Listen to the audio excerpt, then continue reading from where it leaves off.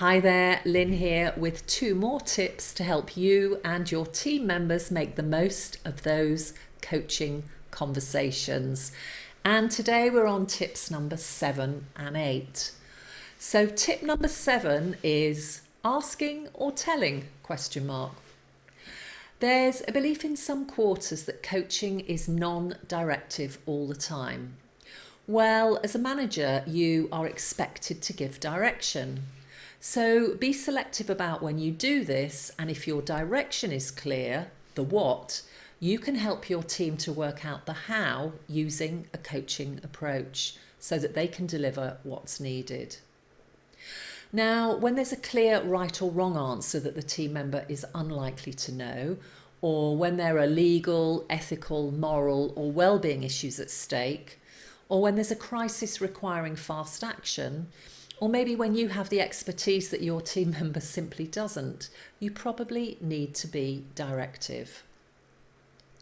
I want to add something else here because often coachees avoid it, and yet it can be one of the most powerful things you can do to help your team member grow. In coaching, we sometimes call it feedback in the here and now, but we could equally call it saying it as I experience it or helping someone with their blind spots. So although you're there to ask questions and listen and not give the answers, you can do more than that. Just think about this, for example. Your team member Dave wants to have more influence at the board meeting, and yet you notice he rambles, repeats himself, mumbles, and never answers a question succinctly. So are you going to sit on your hands and say nothing because it's rude to interrupt? Or are you going to say, you know what, Dave, you say you want more influence and I can help you right now, because one of the things I've noticed is that you do give long answers to questions and I sometimes struggle to hear what you're saying. So we can work on that together right now. Do you want to give it a go? So which option do you think is going to help Dave most? The sitting on your hands and being polite, or rising to the task and helping him rise to it too? I think you know the answer to that one. And what you're there to do is help Dave to flourish. So tip number 8 is called shut up and listen. Now, we all know, don't we, that one of our most fundamental and important coaching skills is the ability to listen really, really well. And yet, don't we find it difficult often? Our own busyness, our own desire to fix things quickly, our rushing to solutions, or thinking we know the answer, or trying to think of our next smart question, or wondering where on earth we are on the coaching model. All of this gets in the way of great listening. And people know when you're not really paying attention. They can feel it a mile off. As a rule of thumb, I like the 70-30 rule for listening versus talking. Now, it's a bit arbitrary, but if you're talking for 70% of the time and your team member's only talking for 30% of the time, you're probably not having a coaching conversation. In a coaching conversation, it should probably be the other way around. I want to share with you 5 tips for helping you to be a better listener, and you can practice them from now. So tip number 1, and this might sound counterintuitive, but you can't write as quickly as you speak. So if you need to pause to make some bullet points, that's fine, or write up your notes afterwards.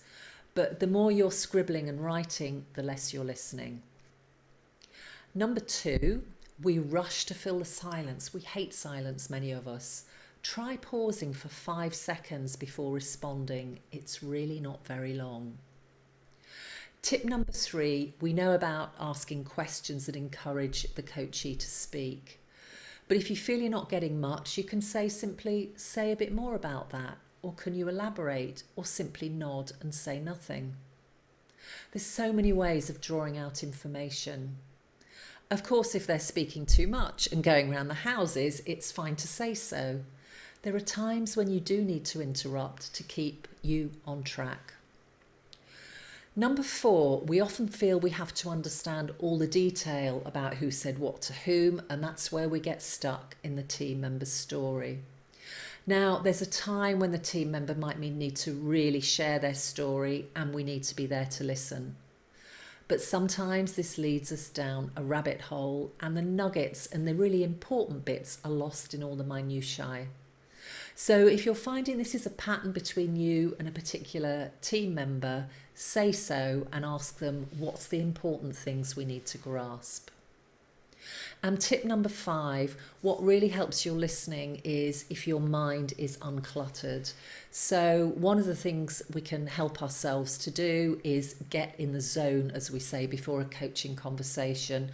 It can be some really simple things like doing some breathing exercises for a few minutes, for stretching, for moving around, going out for a walk in the fresh air, some simple things that can really help unclutter your head so that you're really able to listen well. So those are my 2 tips for you for today.